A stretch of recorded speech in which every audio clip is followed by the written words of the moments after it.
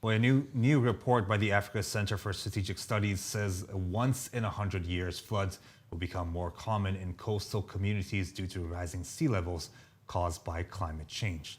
As a stretch of West Africa's coast is set to become the world's largest megalopolis and an economic powerhouse, academics worry rising sea levels with stymie growth and impact the continent and the world. VOA's Henry Wilkins reports from Ganvi, Benin.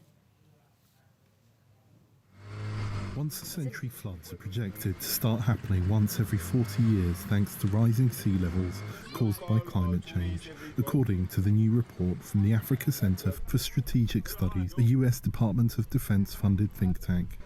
Experts say the disruption to Africa's coastal and port cities will have a devastating impact on inland economic growth.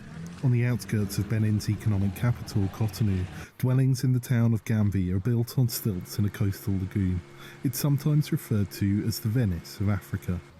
Local government officials in the commune of Soava, where Ganvi is located, say flooding has gotten worse in recent decades. Dans la commune de Soava ici, il y a deux activités principales. There are two primary economic activities here in the commune of Soava, agriculture and fishing. So when the water rises, the crops are destroyed. Also, the freshwater fish disappear. As a result, economic life becomes difficult. The effects on the community have been devastating. Residents say their houses have been rendered uninhabitable and many of our belongings were destroyed. Because of the flooding, the house you see was destroyed last year, and I had to rebuild it on another piece of land to prevent the water from coming in again. He says he knows parents whose children drowned in the flooding. Alexandra Bodo, another Ganvi resident, says his livestock living in this pen were lost to the flood and the water filled his house to this level.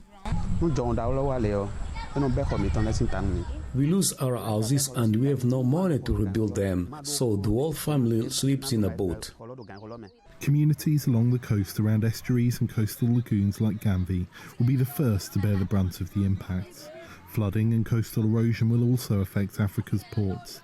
Not enough is being done, according to economists. One of the things that I find shocking is how little finance is going to support these cities overall in terms of building infrastructure and services. But particularly with climate, it's extremely important that we not only adapt, but with the rising sea levels, that mitigation is taken into account as well. Experts say the stretch of West Africa's coastline from Abidjan to Lagos is on track to become the world's largest megalopolis and could be home to 500 million people by the end of this century. That's probably 50% of Africa's, or more than 50% of Africa's total GDP in that strip. So if it develops well, it could really anchor the continent, it could anchor the globe in terms of heading into this sustainable development. Aside from Ganvi, Lagos and Ghana's capital of Accra experienced major floods in 2022. Henry Wilkins for VOA News, Ganvi, Benin.